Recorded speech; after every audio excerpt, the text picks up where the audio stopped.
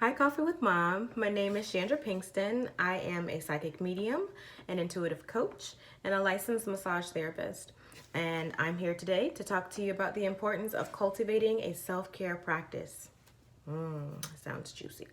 So, before we get into that, I just want to give a little bit of insight as to what it is that I do as an intuitive coach. I don't tell the future. Well, what I do is I help you illuminate the areas in your life that need to be healed or help reframe some of the obstacles that you have in your life so that you can more adequately navigate through your present and your future. So that is what I do in a nutshell. Um, so today we're going to jump into why it's important to cultivate a self-care practice. Well, the first reason why that's important is so simple that we would just overlook it.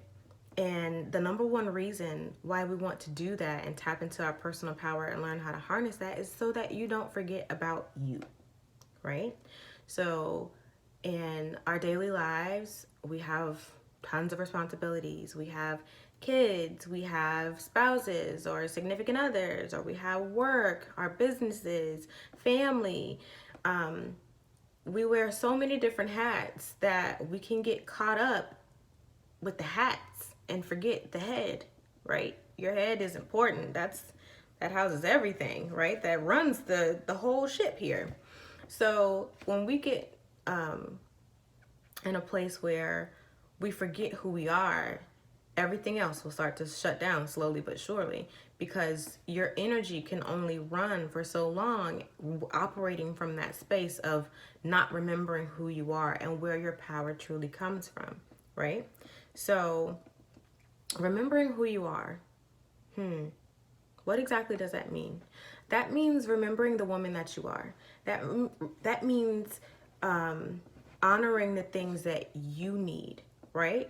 So a lot of times we tell ourselves, oh, well, I can't do that because, the kids, or I can't do this because of my spouse, or I can't do this because, I have this job and I have to do X, Y, and Z, and blah, blah, blah, and. We can come up with excuses for days, and they're excuses. They're distractions. They are distractions from ourselves, right? We don't want to do that. We want to honor ourselves. We want to put ourselves first. And that's not in a selfish way or meaning that you could just, cast your responsibilities across the, scatter them across the four winds. That's not what that means. It just means that you honor what you need when you need it, right? So if you're in a place where you just need a mental break, you can take that break and honor yourself in doing so.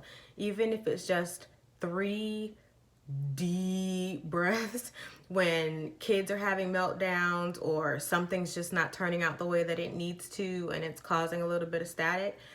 Sometimes just taking that deep breath and just like, you know what, let's reset, let's refocus, you got this, everything is good, break, let's make this happen.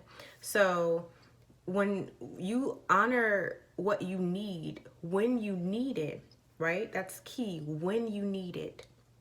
When you honor that, you're telling yourself that, you know what, you are important and you matter, and you're not going to be forgotten to the hats that you wear. You are still very much so important to me, and this is of course you talking to yourself. You are important to you, right? I am important to me. So I'm going to make sure that I have everything that it is that I need to be my best self, because once I have that, I will have no problem helping other people, helping kids, helping my spouse, helping my family, helping other people become their best selves, right? In whatever capacity that is for you, right? So when I can't remember who said this. I want to say it was Oprah, but it was a perfect analogy of the importance of just caring for yourself. And she gave the analogy of a cup, right? And having a cup. It's your cup. There's only one cup like it, and it's yours. And she talked about pouring into your cup. This may have been Iyanla Vanzant. One of the two of them. They're like real close. They cool. But they talked about pouring in your cup, right? And making sure that your cup is always full. because you can't give anyone something out of your cup that you don't already have, right? So you got to make sure that you're constantly keeping something in your cup, because it's from that place where your love flows, right? So if you're taking from your cup and taking from your cup and taking from your cup and taking from your cup and giving to other people, but you're not putting anything else in there, you can only do that for so long before you hit the wall, right? Before you just start to shut down, you don't feel valued, you don't even see yourself in the same light, and it becomes a real struggle to reconnect with who you are as a woman, as a person, right? Aside from all of your responsibilities, all of the hats that you wear, you don't want to get to a place where you don't know or don't feel connected to who you are. So in cultivating a self-care practice that has a spiritual basis, you can maintain that your cup will always have something in it. Not only have something in it, but it will always be overflowing, so that the overflow from continuously pouring into your cup, that overflow is what you can give to other people without taking so much from you. It still comes from you, but it's not to the point where it's what is the word I'm looking for? There's a word that means a thing. What is it? Anywho, it doesn't matter. So you don't want to get to the place where depleting, there we go, you're depleting your own store of energy to give to other people. You want to make sure that your cup is constantly overflowing. It's still coming from you. It's still all of the love and all of the goodness and all of the things that you would want to give unconditionally to those that you care about. But you always maintain that you have some for yourself. That is the most important thing you can do, right? When we think of how our kids learn and how they grow and how they develop, they learn so much from what you don't say. They learn so much from these nonverbal cues, right? Especially women who are raising girls. We learn how to care for ourselves and how to value ourselves from watching our mothers or our mother figures, right? So if your kids aren't seeing that you value yourself, and it's okay to put you first, and it's okay to say, you know, mommy needs a break today. We're just gonna, mommy needs a moment. You know what I'm saying? You can take that and feel confident in the fact that even if your kids have a meltdown or they want to be right up under you, as they love to do, you're still teaching them something, right? You're teaching them that, you know what, no matter what goes on, I love me enough to give to me. I love me enough to ground into me and to center my energy to where I feel aligned. I feel like I have clarity moving forward in the world, and I can harness my personal power to get things done. And when I say getting things done, that means parenting. That means taking care of your house. That means taking care of your business. That means fulfilling your dreams and goals, right? We want to show the next generation that we can be our best selves. In doing that, you have to cultivate a practice of caring for yourself, right? So this next topic usually gets a lot of groans and eye rolls, and I don't have all the time to do this, but we're going to talk about it anyway. Meditation. Meditation is one of the greatest ways to tap into yourself. Why? It's because it's listening. It's listening to yourself. Why is that so important? So we think of there's this concept. It's a concept. There's a meme. It's just a thing that is proven to be true time and time again, no matter what religious affiliation you're part of. But prayer is the talking to God or spirit or source or. Meditation is listening, right? So coming from where I come from and the work that I do spiritually, when you meditate, when you're listening to that voice of God, you're listening to the voice of your highest self. You're listening to the most, depending on what you believe in, you're listening to God. You're listening to the God in you, right? You don't ever have to worry if that voice is telling you something that you should not be doing, because it always has your best interest at heart. And that's how you can learn what is your ego or your mind telling you to do certain things and what's your higher self, right? That doesn't happen overnight. It takes time. So just stilling yourself, even if it's just like, if you're in the car by yourself on the way to pick the kids up, turn off the radio and just ride in silence and just listen. Just focus on doing absolutely nothing except for, of course, driving. Safety first. But give yourself that time to just be quiet and still yourself and just check in with you and just listen. Listen to the thoughts that come in your mind and just watch them pass. Just observe, right? Just observe in that quiet time.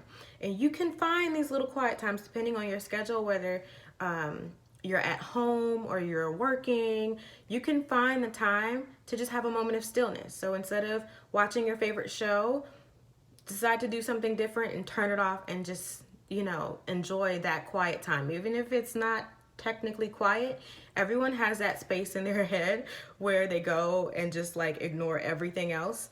Enjoy being in that space, and it's from that space where you can tune into yourself and just listen to you and listen to what you want and honor that. And it's by doing these things, this meditative practice and putting yourself first and pampering yourself and just loving on you.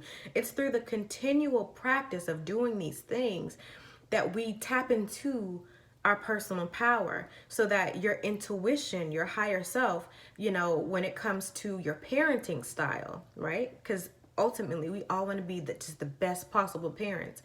When we are operating from a place of, our higher self or our true self, there are no doubts in the things that you do. You can listen and hone in the voice that comes from spirit or that comes from God. So when you feel lost about what to do with your kids, because of course there's no one size fits all. All kids are different. Even, if you have like multiple children, like one child, the way you parent them is going to be different from how you parent the other, because they're different kids. They will respond in different ways, right? So your ability to be flexible in your parenting style and have confidence in doing that comes directly from your higher self. You can tap into that personal power that you have and operate from a space of, I'm doing the best that I know how to do, and I trust that God, source, spirit, whatever you believe in, whatever I need to enrich the lives of my babies, I'm going to get that. And I'm going to feel confident in what I receive from God, from source, from spirit, so that I can pour that into my kids because I've first given that to myself, right? So there's enrichment and learning and growth on the part of your kids and your family, and also you. You can do both at the same time. You can have it all in that regard. You really and truly can. Because what happens is the things that you do for you will spill out and influence everybody else, right? It's like when you learn to value yourself, things around you will change, because the way that you care and carry yourself will dictate how everyone around you approaches you, how they deal with you, how you deal with the world, how you see the world. Everything will shift when you start putting yourself in a place of care and gentleness and concern first, right? Everything will shift and mold around that. And just be easy with it. Have fun with it. Your self-care practice doesn't have to be this like super uptight, rigid thing. If you want to dance around to like classic 80s rock, blaring, at the top of the, sound or whatever words. If you want to do that, go for it. Absolutely go for it. And that dancing it out, that could be a way that you raise your vibrations when you're feeling a little bit low, and you still have the confidence in knowing that this is a practice, this is a thing that you do that makes you feel good, and you'll continue to do it. We like to do the things that make us feel good over and over again, right? So these are just a few ways that you can cultivate a self-care practice, and why it's important. And hopefully this inspires you to cultivate your practice and spend time figuring out what it is that you want to do. So yeah, it was a pleasure talking to everyone. I hope this helps, and cheers.